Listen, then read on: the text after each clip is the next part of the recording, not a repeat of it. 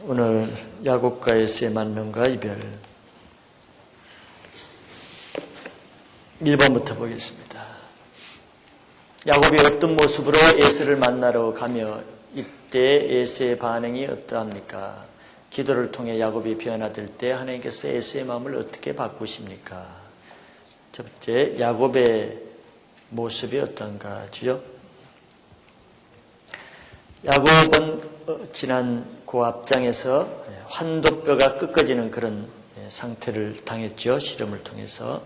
야곱의 모습은 그런 상태에서 먼저 가족을 정렬시키죠. 예사가 400명을 거느리고 오는 것이 하나도 바뀌지 않았습니다. 야곱이 기도해서 기도한 결과 응답을 받아서 환도뼈가 부러지는 역사가 있었지만 그러나 오던 에서가 돌아가는 것도 아니고 없어진 것도 아니고 그대로 군사를 이끌고 똑같이 상황은 변한 게 하나도 없어요. 변한 그러면 자기 자신의 환도뼈가 꺾어진 것 외에는 상황은 아무 변화가 없습니다. 그래서 야곱은 상황이 아무것도 변화가 되지 않은 그 상황 앞에서 자기 식솔들을 차례대로 나누어서 정렬시키죠. 맨 앞쪽에 자기가 사랑하는 순으로, 아끼는 순으로 배치를 합니다. 맨 에서 앞에 제일 가까운 쪽에는 자기의 여종들과 그 자녀들을 배치하고 그 다음에는 조금 덜 사랑하는 자기 아내 레아와 그 자녀들을 배치하고 맨 뒤쪽에는 자기가 제일 사랑하는 라헬과 요셉을 배치합니다. 자기가 사랑하는 순으로, 아끼는 순으로 배치를 하죠. 그리고 나서 야곱은 맨 뒤에 숨어서 나가는 것이 아니라 의외로 맨 앞줄에 맨 앞에 나가죠. 쩔뚝거리는 다리를 가지고 하나님께서 20년 동안 자기 깨와 힘을 의지하고 살아온 야곱을 에서 앞에서 아무 자기를 의지할 것이 없게 만들어버렸죠. 의지하던 환도뼈까지 어그러뜨렸으니까. 그런데 오히려 가장 야곱은 약한 상태가 되었을 때 가장 큰 용기를 가지고 맨 앞에 나가는 모습을 볼 수 있습니다. 이게 아이러니컬한 것이죠.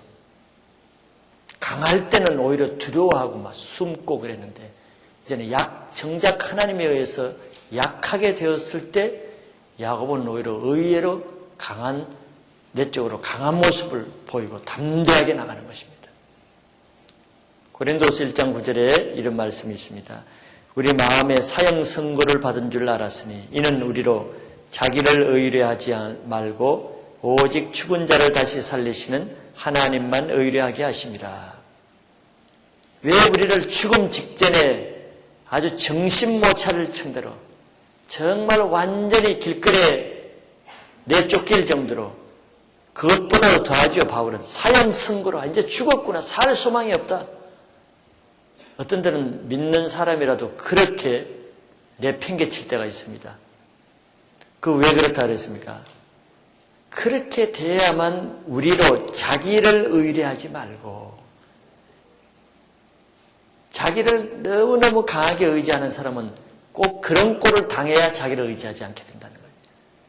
이제는 오직 죽은 자를 다시 살리시는 하나님만 의뢰하게 하심이라. 야곱은 너무 강하기 때문에 정말 마지막 남은 환도뼈를 꺾지 않고는 자기를 의지하는 것이 꺾을 수가 없기 때문에 하나님이 그러셨다는 거죠. 그래서 우리가 힘이 조금이라도 남아있으면은 그 힘 남아있는 동안에는 하나님을 잘 의지하지 않게 되는 것이 우리의 속성입니다. 그걸 하나님이 아시죠. 그래서 다 그런 건 뜻은 다 다른 뜻이 있겠지만 그러나 많은 경우 환난, 핍박, 고난, 역경을 주는 데는 믿는 자들에게 줄 때는 하나님의 좋으신 선한 뜻이 있습니다. 우리가 이해를 못해서 너무 억울하기도 하고 괴롭기도 하지만 하나님을 신실히 믿으려고 하는데 그런 일이 있는 것은 선한 뜻이 있어요. 내가 내 힘으로 할 수 없는 것을 고난을 통해서 꺾으시려는 뜻이 있습니다. 그럼 왜 꺾으시려고 할까? 그걸 꺾어져야만 하나님의 축복을 받을 수 있기 때문에, 하나님의 능력을 받을 수 있기 때문에 야곱을 통해서 그걸 볼 수 있죠. 야곱이 자기 힘을 의지해서 나가면은 예수의 400명에서 몰살당합니다. 하나님이 안 도와주세요. 자기를 의지하는데 하나님이 안 도와주십니다. 그럼 야곱은 죽는 것입니다. 그 죽음을 피하기 위해서 하나님이 야곱의 강한 것을 치시는 거예요. 그게 안전한 것입니다. 세 번째는, 첫 번째는 가족을 정렬시키고, 두 번째는 자기 다리를 절뚝거리는 연약한 모습으로 나가고, 세 번째는 마음도 굉장히 낮아진 자세로 나갔죠. 야곱이 에서 앞에 나갈 때 여기 보니까 나가면서 계속 몸을 7번 땅에 굽히면서 겸손한 자세로 나갔다고 되어 있죠. 이거는 다른 뜻이 아니라 지난날 자기 형 에서에게 잘못한 것에 대한 용서를 구하는 자세라고 볼 수 있습니다. 이렇게 하나님에 의해서 낮아지고 깨진 사람만 자기 자신을 낮출 수 있습니다.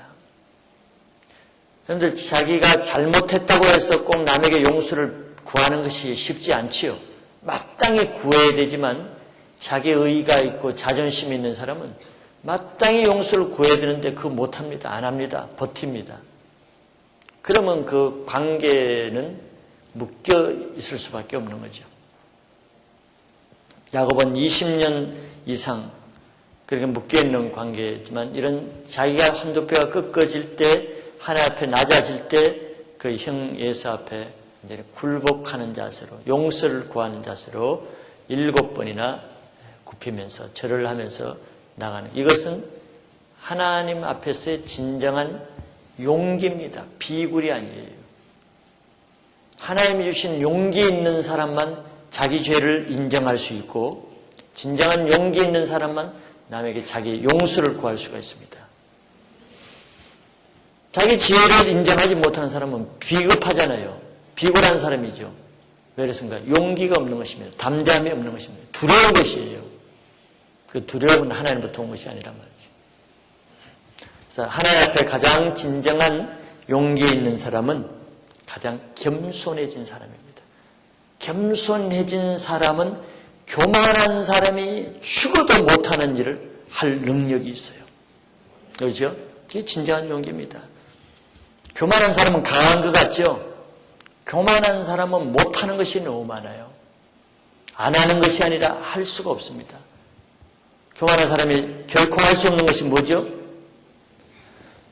낮아지는 것은 죽어도 못합니다. 낮아질 능력이 없는 것입니다. 하면 될 것 같죠? 할 수 없습니다. 겸손한 자는 교만한 자가 절대 하지 못하는 그것을 할 수 있는 능력을 갖는 것입니다. 이것이 바로 하나님의 능력이에요. 교만한 자가 할 수 없는 것이 남을 섬기는 것입니다. 그럼 남을 섬기는 것이 비천하고 신분이 낮은 사람이 남을 섬깁니까? 그건 강제적으로는 그럴 수가 있죠. 그러나 대등한 관계에서 더 높으면서도 하나님을 섬기는 사람은 하나님이 아니라 다른 사람을 섬기는 것은 하나님의 능력이 있어야, 하나님의 인격의 능력이 있어야 섬길 수 있습니다. 이 능력이 없는 사람은 섬길 수가 없습니다. 맨 섬김 받으려고 그러고 얻으려고 그러고 무기력한 사람의 정상입니다. 그런 사람은 실제로 영적으로 무기력한 사람이에요.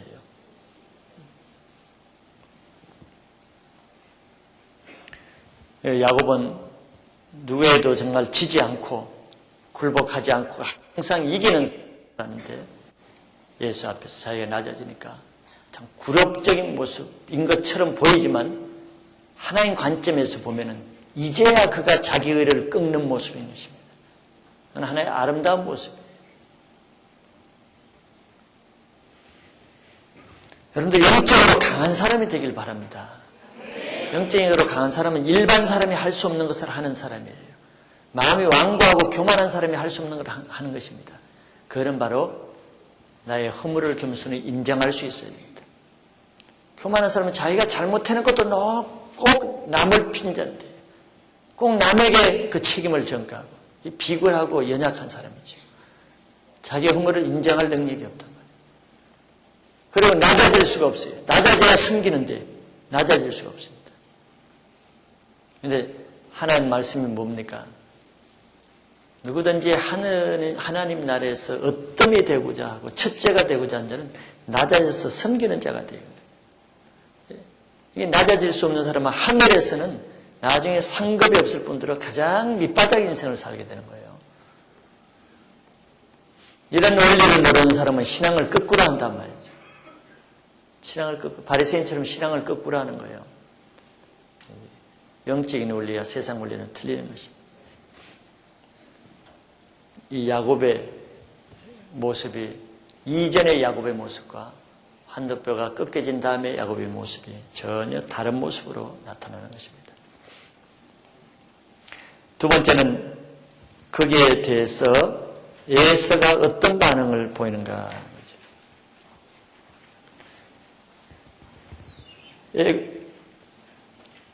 야곱이 7번 절할 때 에서는 그대로 야곱을 향해서 달려오고 있었죠. 400명을 데리고 7번 절하는 모습을 보면서 달려오는데, 물론 그전에는 분명히 야곱을 죽이기 위해서 달려온 것 틀림없습니다. 그러나 달려와서 에서가 어떤 반응을 보였어요? 칼을 대고 찌르는 것이 아니라 어떻게 됐어요? 입이 있으면 말해보세요. 말하는 연습이 여러분 참 안 됐어. 말을 해야 됩니다. 말을 해야 돼. 알고만 있으면 안 돼. 틀려도 괜찮아. 나 안 들을 겁니다. 뭐 내가 듣고자 하는 것이 아니에요. 여러분들 자신을 위해서 말을 하는 거예요. 뭐 들리지도 않아요. 또 이거. 또 맞는 답도 별로 없고 하여튼 말을 하시라고 말을. 말을 하는 게 굉장히 중요해요. 네, 맞았어. 잘했습니다. 아니, 그렇게 해야 돼요, 자꾸. 하라는 것을 할 때 여러분들이 자꾸 풀려지는 것입니다. 4절에 보세요. 얼마나 놀라운 일입니까? 에서가 달려오긴 달려오는데 그를 때리려고 한 거 오자마자 자기 동생을 막 끌어안았어요. 끌어안아서 입맞춤을 하면서 거기에다가 막 울었습니다. 이거는 형식이 아니라는 것이죠. 마음에 정말 진정한 감동으로 그 자기 동생 형제를 만나서 감정이 동해서 실제로 사랑으로 참 사랑에 넘쳐서 눈물까지 흘리고 우는 것입니다. 이게 기적이죠.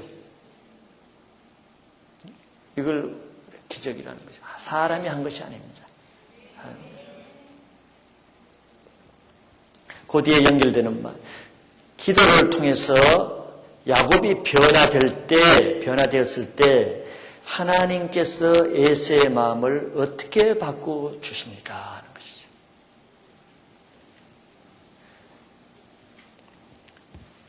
이건 우리 말로 흔히 내가 바뀌면 상황이 바뀐단 말이 이겁니다.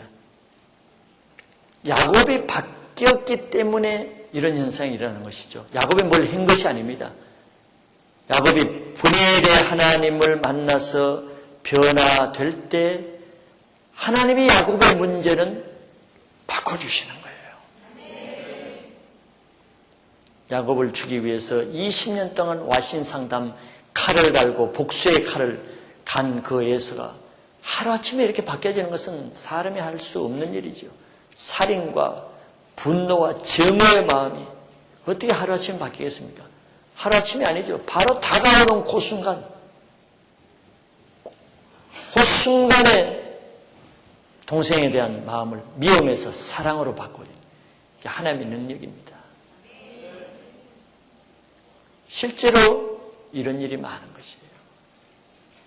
오늘 우리 서정길 형제님 간증도 그렇고 문상재 형제님 간증도 자기가 한 것이 아니라 하나님 앞에 나갈 때 그 형제와 또 고객들의 마음은 하나님이 바꿔주시 자기 노력으로 한 것이 아니거든요.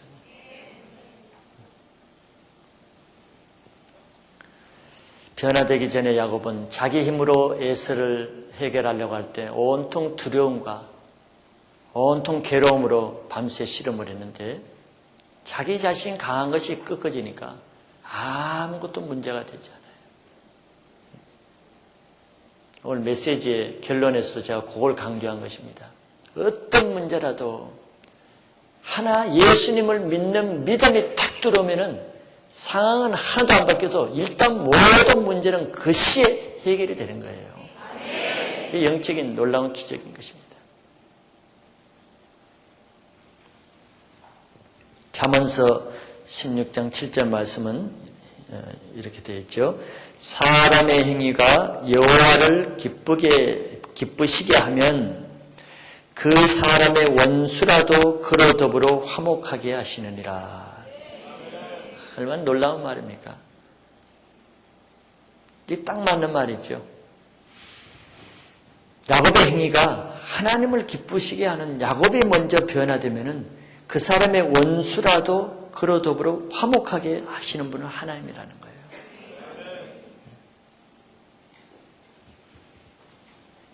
이게 사람과 묶이는 경우가 많은 사람이 누굽니까? 물론 성격이 좀 그래서 그런 것도 있지만 결론적으로 하나님과 묶임이 많은 사람은요, 다른 사람과 묶임이 많을 수밖에 없어요. 특별히 하나님과 묶여 있는 사람은 하나님의 사랑과는 반드시 묶이게 됩니다.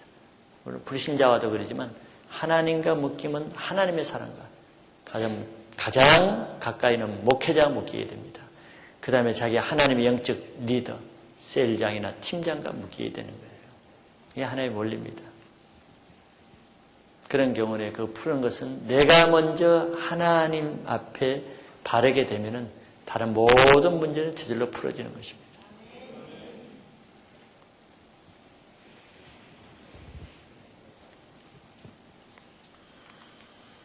여러분들이 정말 오랫동안 변화되지 않는 문제 있습니까?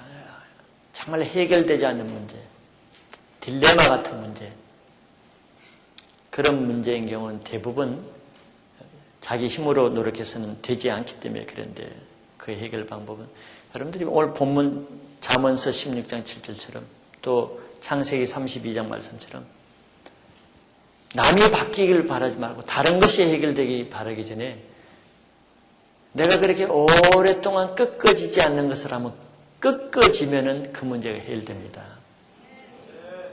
내가 하나님 앞에 바른 관계를 회복되면 그 딜레마 같은 문제가 그때 해결돼요. 자기에게 달려있다는 것이죠. 다른 상황이나 남에게 달린 것이 아닙니다. 내가 변하면 모든 상황은 변하게 되는 것입니다. 2번, 야곱과 에서가 서로 어떤 형제애와 화해의 모습을 보입니까? 5절부터 11절까지 보면은 야곱은 에서에게 자기 처자와 소유물을 소개하고 그에게 예물을 주려고 하죠.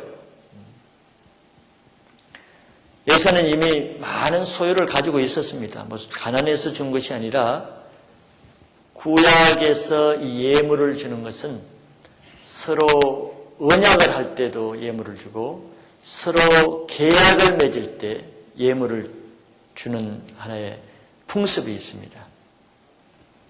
그런 이유로도 야곱은 하여튼 에서에게 많은 선물을 주려고 했죠. 그는 야곱과 에서가 화해를 한다는 하나의 계약 표시가 되는 것입니다. 그때 그 예물을 받으면은 내가 화해를 받아들인다는 뜻이고 예물을 줬는데 거절하면은 그는 이제 선전포고가 됩니다. 나는 너의 화해를 받지 않고 너와 끝까지 싸우겠다는 이런 표시가 되는 것입니다. 여러분들 우리도 누가 좀 미안해서 죄송해서 화해하는 마음으로 선물을 사가지고 왔는데 그걸 발로 찹뿌리가 안 받으면 어때요? 그건 한번 싸워보자는 것이죠.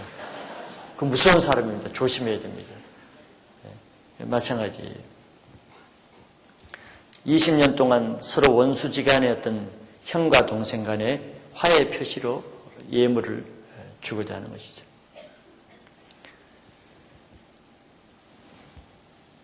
처음에는 안 받으려고 그랬지만 야곱이 강권적으로 해서 에서가 강권에 못 이겨서 받았죠. 그럼 받았다는 것은 화해가 이루어졌다는 하나의 상징적인 표시가 되는 것입니다.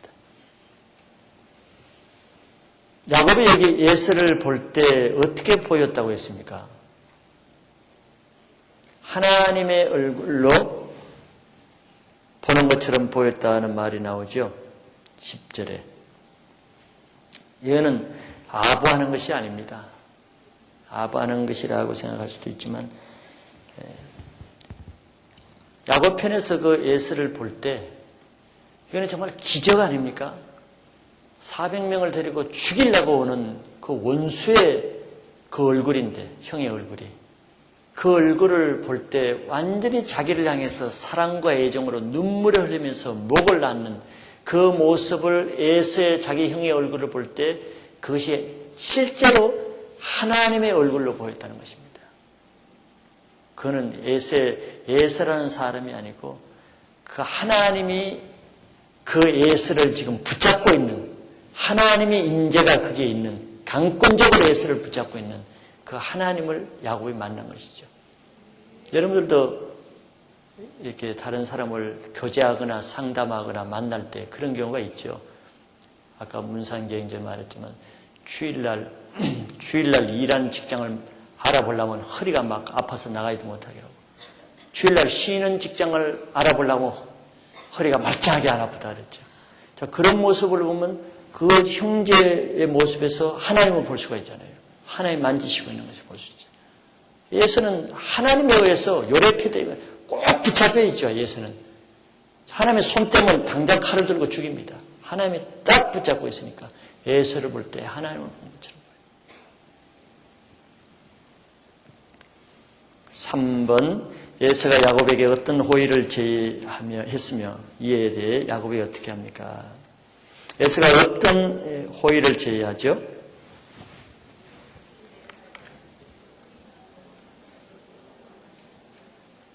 12절에 보면은 야곱의 가는 길에 호위병 노릇을 해주겠다, 가이드를 해주겠다, 안내를 해주겠다, 아니면 경호를 해주겠다는 뜻입니다. 놀라운 일이죠. 죽이려고 왔던 에서가 야곱의 보호자로 만들어줬어요. 오히려 완전히 역전된 것입니다.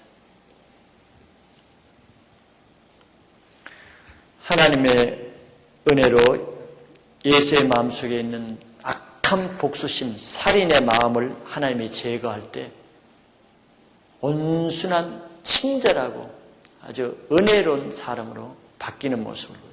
야곱을 위해서, 예수를 위해서가 아니라 야곱을 위해서.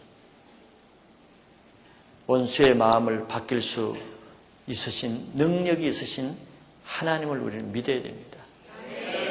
사람을 두려워하고 있습니까? 그건 사람을 상대로 하는 것입니다. 사람을 두려워할 것이 아니라 하나님을 두려워해야 돼요. 하나님은 나를 두렵게 만드는 그 원수까지도 하나님은 간단하게 나를 보호하는 보호자로 바꿀 수 있는 분입니다.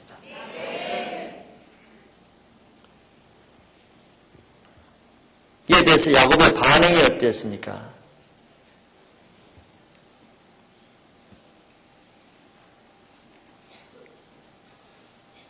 받아들였습니까? 어떻게 했습니까?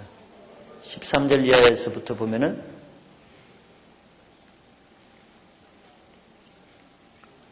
한마디로 말하면 사절했죠. 거절했죠. 예. 보호를 해주겠다는데도, 자기를 도와주겠다는데도 거절을 했습니다. 물론 정중하게 거절했죠. 아주 타당한 이유를 들었습니다. 우리는 오랜 여정을 하면서 여자와 부녀자들과 또 양떼들, 짐승들을 오랫동안 몰아왔기 때문에 지금 조금만 더 진행하면 탈진돼서 죽을지도 모른다. 우리는 여기서 좀 쉬었다 가야 때문에 그대로 가면 안 됩니다. 형님이 먼저 본 고향으로 가시면 내가 뒤따라가겠습니다. 아주 정중하게 기분 상하지 않게 거절을 했습니다. 왜 이 좋은 찬스를 거절했겠습니까? 이 광야에서 얼마나 위험도 만나고 사고도 만났는데 안전하게 호위해 주겠다는데 왜 거절했을 것 같습니까?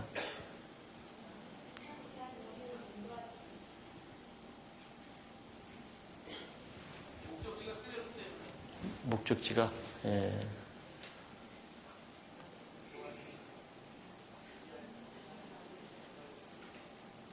저 들으라고 하지 말고 그냥 혼자 이렇게 얘기해봐요. 잘 안 들린다니까.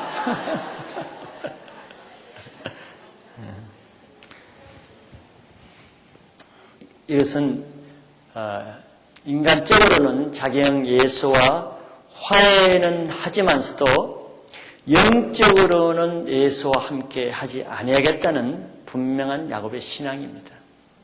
이건 분별해야 되는 것입니다. 인간적인 사람의 약점은 이런 걸 분별을 못해요. 인간적인 것과 영적인 우리를 같이 나가버리면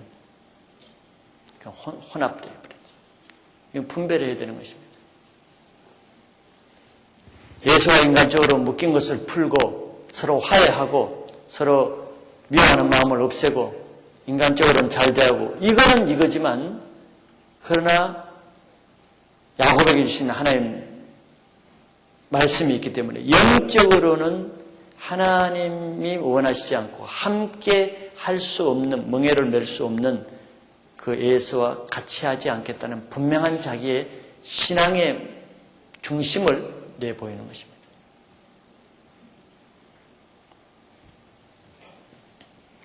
(4번) 에서와 야곱이 각각 어디에 거하게 되며 왜 그렇게 합니까? 거주지는 야곱은 어디에 거주하게 됐습니까? 예, 숫곳. 왜 숫곳이라고 이름을 지었다 그랬어요? 우리간을 지은 고로 그 땅 이름을 숫곳이라 그랬죠. 숫곳이란 이름이 우리간이라는 뜻이거든요. 짐승들의 우리, 오두막이라는 뜻입니다. 그래서 숫곳이라 지었고 에사는 어디로 돌아갔습니까? 예, 자기가 원래 거하는 지역인 세일 땅으로 돌아갔습니다. 그 이유는 즉 같이 안 가고 왜 따로따로 헤어져서 갔다고 생각하죠? 우리 앞에서 지금 말씀드렸죠? 야곱은 영적으로 다른 에서와 함께하기를 원치 않았기 때문입니다.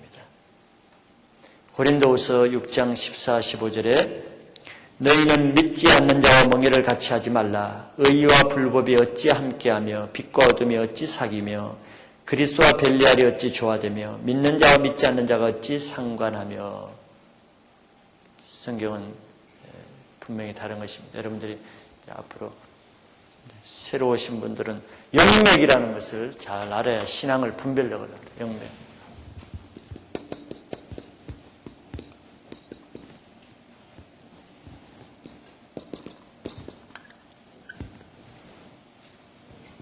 스피리추얼 라인 또는 루트라고 할 수도 있어요.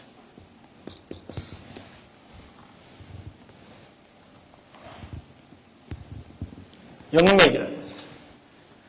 영맥은 기름과 물과 같이 불과 물처럼 같이 할 수 없는 것이에요. 영맥은 틀린 것입니다. 여기 벨리알과 그리스도의 영맥이 어찌 같이 할 수 없어요. 아벨의 영맥과 가인의 영맥은 같이 할 수 없습니다. 영맥이 틀리는 것은 같은 형제라도 같이 할 수 없어요.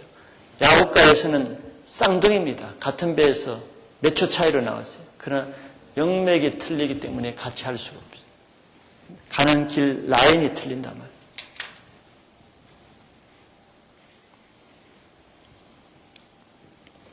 그래서 이것을 지키기 위해서는 우리는 세상에 좋다고 해서 유익되다고 해서 나를 위한다고 해서 다 그 호의를 받아들이게 될 때는 영적 분별력을 잃게 됩니다. 뱀은 하와를 유익되고 잘되게 하기 위해서 접근했죠. 분별력이 없으면 그걸 받아들이면 죄인의 영역으로 빠지게 되죠. 그래서 하나님 앞에 자기 신앙을 지키기를 힘쓰는 사람은 세상이 주는 호의를 잘 거절할 줄 알아야 됩니다. 세상은 그것을 가지고 우리를 자기 쪽으로 옮기잖아요. 어떤 유익과 어떤 좋은 제안을 합니다. 가족이나 가까운 친구나 직장에서. 그걸 받아들이면 보세요, 여러분들. 어차피 그걸 받아들이면 신앙적인 것을 포기해야 됩니다. 셀 예배를 못 나오게 되고 주의를 못 지키게 되고 포기하게 될 수밖에 없어요. 영맥이 틀리면은 가는 길이 틀리기 때문에 그들을 받아들이는 것은 그들의 영맥을 내가 받아들이는 것이기 때문에 내 영이 빼앗기게 되는 것입니다. 야곱은 여기까지는 잘한 것이죠. 여기까지는. 에서와 같이 그 호의를 따라가지 않는 것은 야곱의 신앙 중심을 지킨 것입니다. 마지막 5번. 야곱이 밧단 아람에서 돌아와 어디에 장막을 치고 정착하며 여기에서 야곱의 연약한 모습이 어떻게 나타납니까?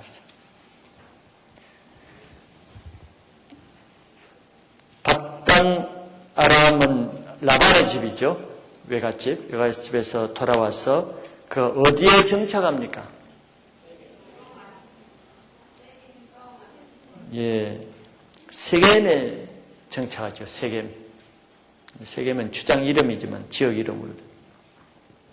거기서 100개로 땅을 사가지고 야곱이 정착을 합니다. 거기서 단을 쌓고 엘로헤 이스라엘이라고 이름을 짓죠. 그 말의 뜻은 하나님 이스라엘의 하나님 뜻이라. 뜻이 굉장히 좋죠. 하나님, 야곱의 하나님이 아니라 이제 이스라엘의 하나님이라고 지었습니다. 자, 여기서 여러분들 야곱의 연약함은 무엇입니까?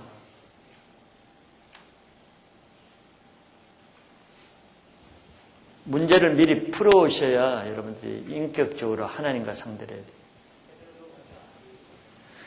문제를 다 풀어와야 이것을. 자, 야곱이 앞에까지는 내가 잘했다 그랬죠. 에서와 같이 가지 않는 것은 잘했다. 그러나 여기에 야곱의 연약함이 나오는 것은 야곱이 세겜에 머물렀다는 것이. 왜냐하면 여기 참고 구절을 해놨지 않습니까? 28장 19절에서 22절. 특별히 21절, 22절을 중심으로 보면은 여러분들이 옛날에 배웠죠. 창세기 28장 21절, 22절에 그가 밧단 아람으로 도망갈 때 에서를 피해서 루스에서 베델에서 하나님을 만났죠. 사닥다리에 오르락내리락 하는 천사를 통해서. 그때 하나님과 언약한 것이 있잖아요. 그것이 요 내용입니다. 21절 보면은 나로 평안히 아비 집으로 돌아가게 하시오면 여호와께서 나의 하나님이 되실 것이요 내가 기둥으로 세운 이 돌이 하나님의 전이 될 것이요 하나님께서 내게 주신 모든 것에서 10분 1을 내가 반드시 하나님께 드리겠나이다 하였더라. 이게 베델에서 하나님과 서약한 거, 약속하신 것입니다. 약속한 것입니다. 야곱이. 기억나시죠? 그래서 내가 지금은 도망가지만 하나님이 내 가는 길을 평안히 가게 해서 나중에 아비 집으로 다시 돌아오게 하시면 그때 야곱이 그 돌베개를 한 베개에다가 기둥을 세우고 기름을 부어서 하나님의 전이 될 것이라고 약속했잖아요. 내가 돌아오면은 바로 거기에서 하나님의 전이 돼. 거기서 예배를 드리겠다는 것입니다. 하나님의 전이 된 거예요. 이렇게 하나님의 예배 처소를 단을 쌓고 내가 하나님을 섬기겠다 이런 뜻입니다. 그리고 20년 전에 약속을 한 거예요. 하나님은 절대 잊어버리지 않죠. 야곱은 잊어버릴지 몰라도.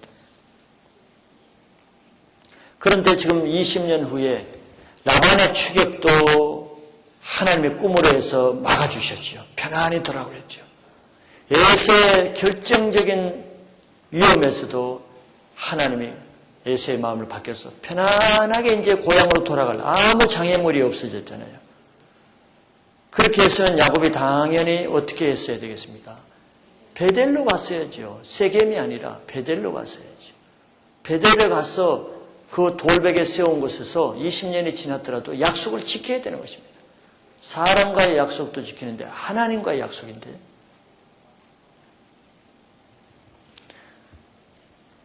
이게 여러분들 꼭 야곱의 연약함이 아니고 우리 모든 사람의 연약함입니다. 어려울 때는 하나님께 간절히 서원해서 기도하는 것은 우리가 합니다. 답답하니까, 급하니까. 그런데 하나님의 은혜로 우리의 그 어려운 형편이 다 제거되고 형편이 회복돼서 좋아지고 은혜를 받아서 모든 어려움이 없어질 때부터 문제가 생깁니다. 그 서원을 잊어버리게 됩니다. 사람은 어려울 때, 돈 꿀 때는 얼마나 간절하고 겸손하고 부드럽고 상냥하고 얼마나 아름다운 모습으로 돈을 빌리러 오는지 몰라요. 그러나 나중에는 잊어버립니다. 잊어버려요. 뭐 고의적으로 잊어버려야지 그런 사람은 아무도 없습니다. 형편이 좋아져 버리면은 잊어버리는 거죠. 그거 참 제일 힘들어요. 그죠? 돈 빌려주고, 빌려준 사람이 잊어버리면 달라그러기도 좀 체면해도 그러고. 저도 전에 해외 집회를 갔는데, 어떤 목사님이 막, 그때 뭐 때문에 하여튼 급했어. 급하죠. 그분은 뭐 아주 인품도 좋고, 내가 존경하고, 가까이 아주 친하게 지낸 목사님이고, 돈도 나보다 많아.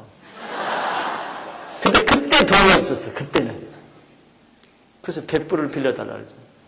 빌려달랄 때는 막 굉장히 친절하고 은혜 있는 모습으로 빌려달라. 근데 해외 나가면 돈이 다 궁하고도 돈 날 데가 없으니까. 그거 벌써 10년 전이니, 10년도 더 전이니까. 그래, 빌려준다는 것은 그거 쉽지 않단 말이에요. 이제 어디 보충할 데가 없으니까.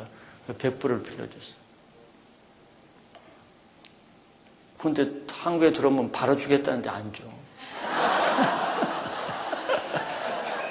지금까지나 말을 못하고 있어. 하나님이 깨우치게 해달라고 해도 안 깨우쳐 주시고.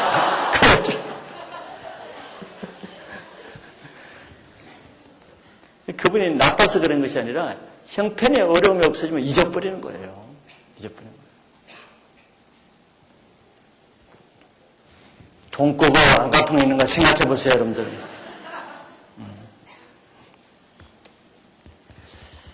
이렇게 급할 때는 막 하나님께 사정해서 정말 놀라운 은혜를 받았는데 딱 자기가 좋아져 버리니까 다 잊어버렸어요. 서운이고 뭐. 즉 영적으로 확 풀어진단 말이지. 우리 성전 이전 전에는 막 발부라심 하면서 막 뜻도 모르면서 기도하더니 딱 들어오니까 이제 기도 별로 안 해. 뭐 왜 조언을 하고 정신이 없어. 넓은 데 와가지고. 편하면 그렇게 되는 거지.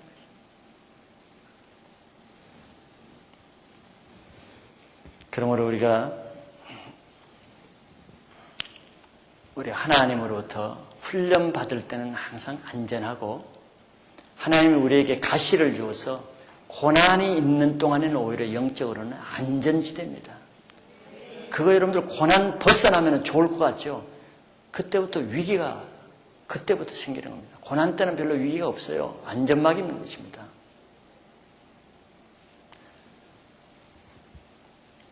고난의 때보다 태평의 때 하나님을 떠나 세상으로 가는 확률이 훨씬 더 많은 것입니다.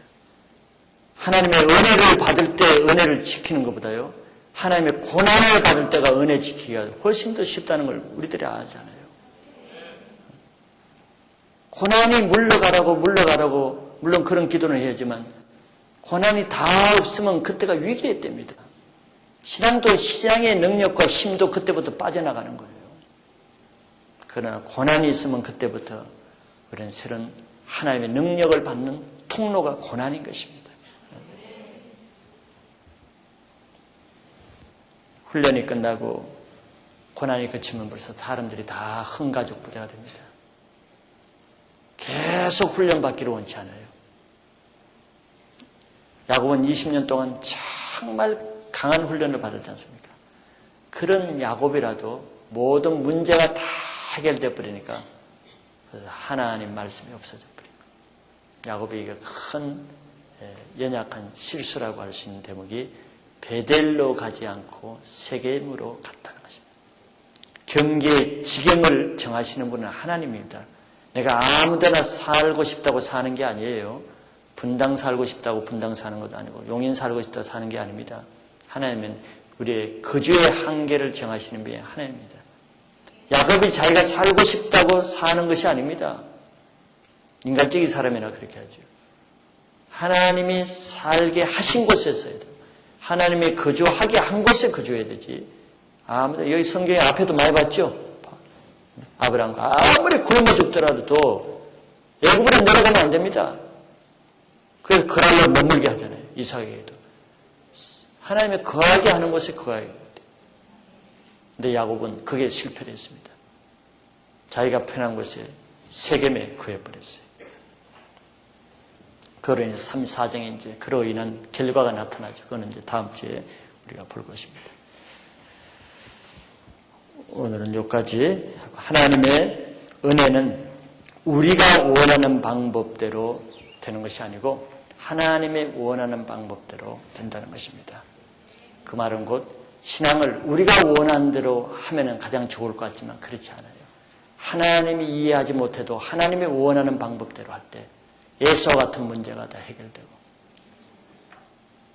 하나님이 원하시는 방법대로 해야 내가 그 안에 머물 때 안전하게 되는 것입니다. 야곱이라 할지라도 20년 동안 잘해왔다 할지라도 한순간에 하나님의 말씀을 떠나버리면 그래도 우리는 성기도를 함부로 하면 안 됩니다. 성경은 그렇게 하죠. 성기도 함부로 하면 안 되는 것입니다.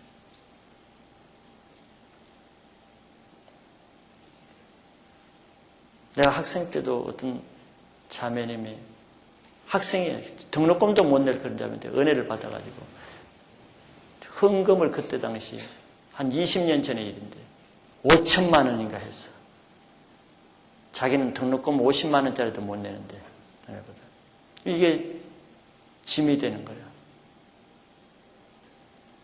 끙끙거리고 짐을 하면서 그래서 그건 너무 짐이잖아요.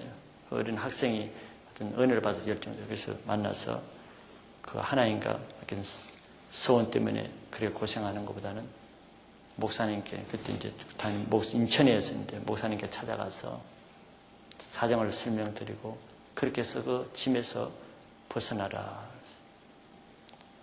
그 자매는 그 서원을 지키려고 하는 마음이 있어서 그래서 하기 때문에 하나님이 그 마음을 보십니다. 그런데 그런 사람과 대조적으로 헌금을 막 1억 원씩 해놓고 아무 부담이 없고 잊어버려요. 잊어버린다는 것은 1억은 물론 감당할 수 없는 형편이 아니죠. 1억은 감당할 수 없으면 한 달에 만 원이 마음이 있으면 만 원씩이라도 해야 되는 거거든. 한 달에 10만 원씩이라도 하는 사람은 그 서원의 마음이 있는 것입니다. 앞에 자매와 제가 비교하는 것이에요. 앞에 자매는 서원을 안 지키려고 하는 것이 아니고 지키려는 마음 때문에 괴로워하는 것이고 그 뒤에 그 형제는 그렇게 해놓고는 단돈 100원, 1000원도 안 하는 거예요. 그건 하나님 앞에 굉장히 정말 그런 사람은 내가 저주하는 것이 아니고 하나님께 묶임이 돼서 신앙이 풀리지 않습니다. 세상 말로 하면 하나님을 너무 우습게 생각하는 하나님이 안 계시는 걸 장난으로 생각하는 것입니다. 하나님의 서약을 너무 가볍게 생각하는 야곱이 지금 하나님께 그렇게 가볍게 서약한 건 아니지만 20년 전에 하나님께 아주 인격적인 하나님을 만나고 간 서약을 너무 가볍게 지금 버려버린 것이. 거기에 대한 쓴 열매를 34장에서 맺게 되는 것입니다. 다음 주에 보겠습니다.